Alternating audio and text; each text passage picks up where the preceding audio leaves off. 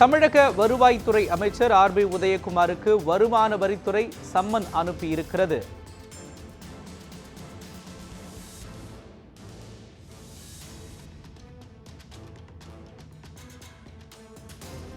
நேற்று எம்எல்ஏ விடுதியில் நடத்தப்பட்ட வருமான வரித்துறை சோதனையை அடுத்து தமிழக வருவாய்த்துறை அமைச்சர் ஆர்.பி. உதயகுமாருக்கு இந்த சம்மன் அனுப்பப்பட்டிருப்பதாக தகவல் வெளியாகியிருக்கிறது.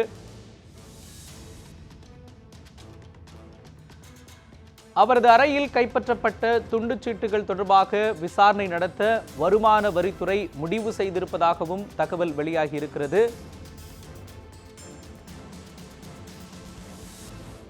இதனையடுத்து தமிழக வருவாய்த்துறை அமைச்சர் ஆர்.பி. உதயகுமாருக்கு வருமான வரித்துறை தற்பொழுது சம்மன் அனுப்பியிருக்கிறது.